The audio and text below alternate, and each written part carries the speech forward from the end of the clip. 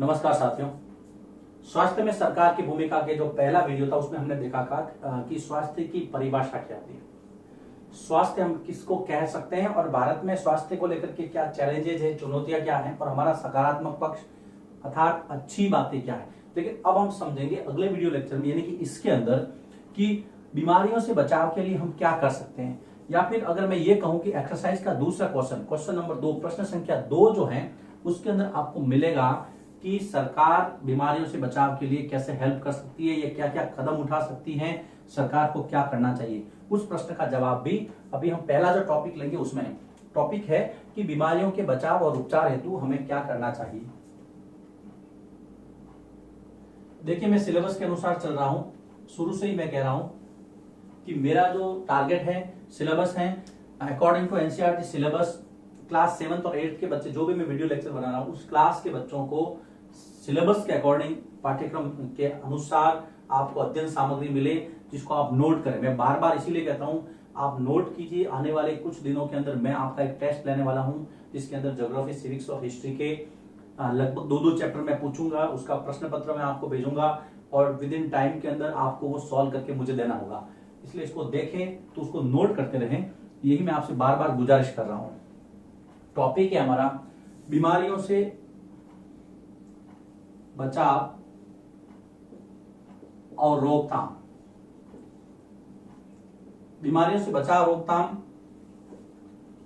के लिए आवश्यक बातें, या फिर मैं ऐसे कहूं कि सरकार क्या कर सकती है इस मामले में। इस प्रश्न का सीधा जवाब आपको इसके अंदर मिलेगा। देखिए, अगर आप किताब में ढूंढने जाएंगे तो आपको थोड़ी वहां मशक्कत करनी पड़ सकती है, लेकिन यहां पर मैं किताब के अनुसार ही बना रहा हूं, आपको पॉइंट वाइज इसका आंसर मिल जाएगा। सबसे पहले सरकार को क्या करना चाहिए कि स्वास्थ्य केंद्र यानी कि हॉस्पिटल्स, गांव से लेकर के शहर तक, इसका एक सीरीज है जो हम सार्वजनिक स्वास्थ्य सेवाओं में पढ़ेंगे। तो स्वास्थ्य केंद्र, अस्पताल, प्रयोगशालाएं, एम्बुलेंस, ये सारी आपको सुविधाएं मिलनी चाहिए सरकार की ओर से। तो हम यहां लिख सकते हैं स्वास्थ्य केंद्र, अस्पताल, परीक्षण के लिए प्रयोगशाला यानी जिसको आप लैब कहते हैं, जहां पर आपके ब्लड का, यूरिन का टेस्ट होता है, चेक होता है वहां पर कि बीमारी है या नहीं। प्रयोगशाला, फिर एम्बुलेंस की सुविधा, एम्बुलेंस आपको पता ही है जिसको रुग्ण वाहिनी कहते हैं हम। एम्बुलेंस की सुविधा सरकार द्वारा उपलब्ध करवाई जाए। सबसे पहली बात यह है, ये पहली बात करवाई जाए। ये पहला पॉइंट बनेगा आपका कि सरकार क्या करेगी। स्वास्थ्य केंद्र, हॉस्पिटल है, लैब्स है, इक्विपमेंट्स और बहुत सारे जैसे एम्बुलेंस वगैरह है, वो लोगों तक पहुंचाएगी। दूसरा क्या है, ये जब आती है तो मैन पावर की बात आती है, यानी कि कौन कौन से वो लोग होंगे। सबसे पहले हेल्थ वर्कर्स यानी कि स्वास्थ्य सेवक। तो स्वास्थ्य सेवक के बाद में जैसे नर्सें हैं, नर्सेज, फिर आपके चिकित्सक यानी कि डॉक्टर हैं, डॉक्टर के बाद में जो स्पेशलिस्ट होते हैं, विशेषज्ञ। तो चारों का जिक्र आपको यहां पे करना है, नर्सेज का भी करना है, हेल्थ वर्कर्स का भी करना है, डॉक्टर का भी करना है, जो स्पेशलिस्ट हैं वो भी करना है। तो विशेषज्ञों की सेवा उपलब्ध करवाएं जो रोग की पहचान करें और उसके परामर्श दें, उसका इलाज कर सकें। तो यहां पर देखिए, स्वास्थ्य सेवक, नर्सेज, डॉक्टर, विशेषज्ञों की सेवाएं उपलब्ध करवाएं,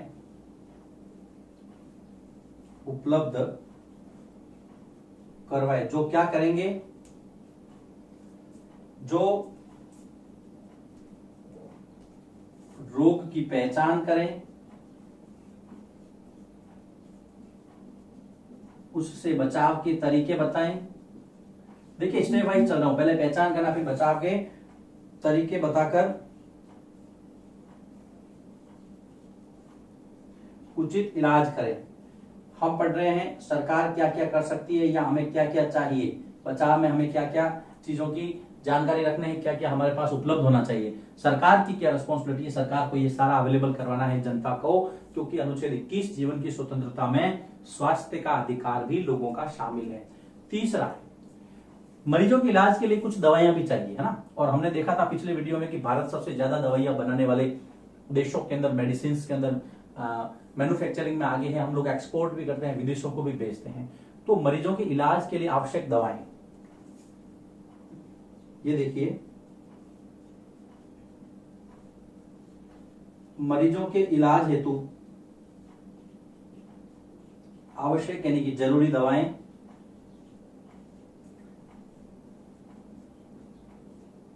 और क्या क्या चाहिए आपको, दवाओं के साथ में उपकरण चाहिए, है ना। मरीजों के इलाज के लिए आवश्यक दवाएं, उपकरण आदि सरकार द्वारा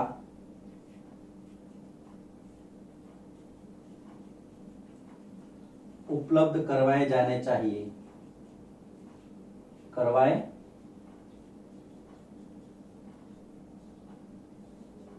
ये 3 बिंदु है। इन 3 बिंदुओं के अंदर आपका प्रश्न संख्या 2 का जवाब आ गया। प्रश्न संख्या 2 ये पूछ रहा है कि सरकार क्या क्या कर सकती है, या लोगों की सरकार से क्या अपेक्षा होती है। बहुत ही अच्छे तरीके से मैंने बताने का प्रयास किया है, आपको अच्छा लगेगा आशा करता हूं। अब आगे चलते हैं दोस्तों। इस चैप्टर के अंदर अगला जो टॉपिक है वो एक व्यक्ति का यहां पर जिक्र है, उसका नाम है हाकिम शेख। तो मैं यहां पर लिखूंगा हाकिम शेख की कहानी। अब देखिए, बहुत अच्छा टॉपिक है ये, इससे एक प्रश्न जरूर बनता है, आपको समझने में भी आसानी होगी कि हम किस तरह से सरकार के पास अपने डिमांड कर सकते हैं, क्योंकि चैप्टर का नाम यही है, सरकार की भूमिका स्वास्थ्य में। हाकिम शेख एक व्यक्ति था, यह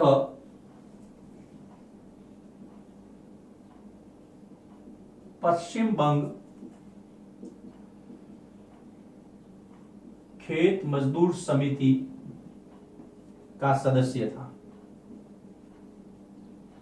यह समिति खेतिहर मजदूरों के लिए है, जो खेती में काम करते हैं ना, उन मजदूरों की संस्था है, PBKMS। शॉर्ट में इसको क्या बोलते हैं, PBKMS मीन्स पश्चिम बंग खेत मजदूर समिति। कई बार इसका फुल फॉर्म पूछ लिया था, एक बार एग्जाम में पूछ लिया था कि PBKMS का विस्तारित रूप लिखिए, फुल फॉर्म बताइए। तो पश्चिम बंग खेत मजदूर समिति, हाकिम शेख उस समिति के एक सदस्य थे और खेतिहर मजदूरों की खेत में काम करते थे। एक दिन क्या हुआ कि वो ट्रेन से सफर कर रहे थे, 1992 की बात है। 1992 के अंदर चलती ट्रेन से हाकिम शेख गिर गए थे, नीचे गिर गए। जब आपको पता ही है, जब कोई ट्रेन से व्यक्ति गिरेगा उसको चोट आएगी, चोट आने से उसके स्वास्थ्य पे बुरा असर पड़ेगा, वो मर भी सकता है, यानी कि उसका आर्टिकल 21 प्रभावित हो सकता है, जो जीवन की स्वतंत्रता सरकार ने, संविधान ने भारत की जनता को दी। आगे बढ़ते हैं। 1992 में 1992 में हाकिम शेख सफर के दौरान, देखिए मैं बिल्कुल विस्तारित रूप में बताऊंगा, कहीं भी शॉर्टकट नहीं लूंगा। सफर के दौरान चलती ट्रेन से गिर गए थे, चलती ट्रेन से गिर गए और चोटग्रस्त हुए। अब चोटग्रस्त जब कोई व्यक्ति होता है तो आपको बताइए सीधा हॉस्पिटल लेके भागते हैं उसको। यहां इनके साथ भी ऐसा हुआ, ये एक हॉस्पिटल से दूसरे हॉस्पिटल, तीसरे हॉस्पिटल, बहुत सारा हॉस्पिटल में घूमे, लेकिन कहीं भी इनको इलाज नहीं मिला। सरकारी अस्पतालों ने ये कहा कि हमारे पास सुविधाएं नहीं, कहीं पर बेड नहीं था, कहीं डॉक्टर छुट्टी पे था। जो भी कारण रहा हो, 14 घंटों में 8 अस्पताल घूमे। हाकिम शेख इलाज के लिए 14 घंटों में 8 अस्पताल गए, 14 घंटों में 8 अस्पताल गए, लेकिन सुविधाओं के अभाव के कारण, सुविधाओं के अभाव के कारण इलाज नहीं हुआ। फिर क्या हुआ, अंत में प्राइवेट हॉस्पिटल में यानी कि निजी अस्पताल में इलाज हुआ। अब विडंबना देखिए कि इलाज तो करना था सरकारी अस्पताल में, लेकिन 14 हॉस्पिटल में वो घूमे, 8 हॉस्पिटल के अंदर घूमे 14 घंटों में, लेकिन इलाज कहीं हुआ नहीं। आखिर उनको प्राइवेट हॉस्पिटल ले जाना पड़ा, क्योंकि उनकी जीवन मरण का प्रश्न था, जिंदगी उनकी बच गई। जैसे ही उनका इलाज सफल हुआ, उन्होंने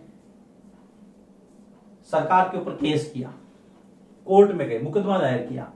पीबीकेएमएस और पीबीकेएमएस यानी कि पश्चिम बंग खेत मजदूर समिति और हाकिम शेख दोनों ने मिलकर के सरकार पर केस कर दिया, मुकदमा दायर किया गया वहां पर कोर्ट के अंदर कि मेरी जान जा सकती थी, अनुच्छेद 21 का क्या हुआ, क्यों सरकार मुझे स्वास्थ्य सेवा उपलब्ध करवाने में नाकाम रही, मैं मर भी सकता था।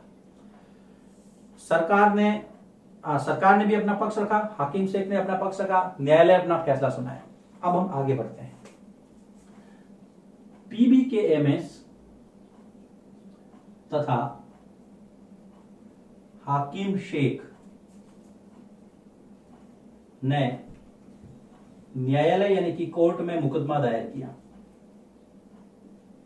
मुकदमा क्या था कि मेरी जान भी जा सकती थी, मुझे इलाज क्यों नहीं मिला, ये इनका कहना था।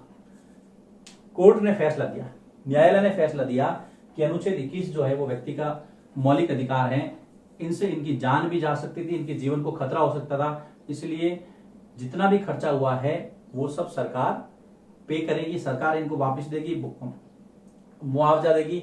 और भविष्य में सरकारी अस्पतालों को ये हिदायत दी जाती है कि वो व्यवस्थित सुविधाएं जो है अपने यहाँ रखे, ताकि किसी भी व्यक्ति को इस तरह से भटकना ना पड़े।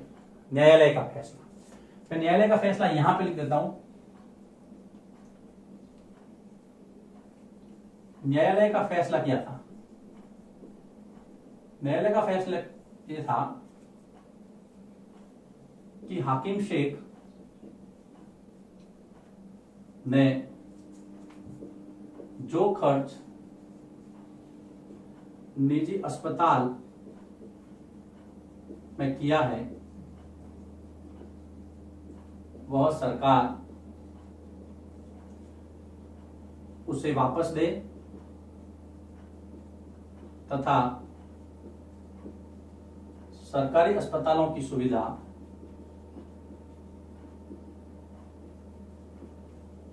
को बेहतर बनाए। ये सारा जो कोर्ट ने डिसीजन दिया वो आपको पता है कि आर्टिकल 21 के आधार पर दिया। अनुच्छेद 21 जो था जीवन का अधिकार था। तो ये देखिए इस वीडियो लेक्चर के अंदर हमने दो चीजें, यहाँ पर एक क्वेश्चन का आंसर लिखा। क्वेश्चन का आंसर तो क्या है कि बीमारियों से बचाव या सरकार के क्या प्रयास हैं। 3 पॉइंट में हमने लिखा कि आपके पास दवाइयां होनी चाहिए, आपके पास डॉक्टर्स होने चाहिए, आपके पास ये जो फैसिलिटीज है, हॉस्पिटल है, लैब्स है, एम्बुलेंस, ये सब बहुत इजी है। मैंने पहले ही कहा था कि ये चैप्टर हमारी जिंदगी से संबंधित है। फिर हाकिम शेख की कहानी बहुत प्यारा टॉपिक है, आपको आराम से इसको समझना है। हाकिम शेख जो कि पीबीकेएमएस यानी कि पश्चिम बंग खेत मजदूर समिति के सदस्य थे। ये खेतिहर मजदूरों की संस्था है पश्चिम बंगाल की। हाकिम शेख सफर के दौरान चलती ट्रेन से गिर गए थे। इनको 14 घंटों में 8 अस्पताल ले जाया गया, लेकिन कहीं पर भी इलाज नहीं हुआ। आखिर उनको निजी अस्पताल यानी कि प्राइवेट हॉस्पिटल में ले जाया गया। जब ऐसा हुआ तो उन्होंने कोर्ट में मुकदमा दायर किया। न्यायालय का फैसला जरूर याद रखिए, न्यायालय ने क्या फैसला दिया था। तो ये सारी चीजें हैं इसके अंदर। अगले वीडियो टॉपिक में हम पढ़ेंगे सरकारी स्वास्थ्य सेवाएं और निजी जो स्वास्थ्य सेवाएं की पब्लिक हेल्थ सर्विस और प्राइवेट हेल्थ सर्विस, उसके अंदर क्या अंतर है। मैं फिर से आपको कह रहा हूं, आप ये जो बोर्ड वर्क है मेरा, इसका नोट्स जो है इसको पॉज करके रोक करके जरूर लिखें, क्योंकि लास्ट में जब आप चैप्टर को पूरा करेंगे तब आप देखेंगे कि आपके पास बहुत अच्छे नोट्स तैयार हो गए हैं जो आपकी एग्जाम में काफी हेल्प करेंगे।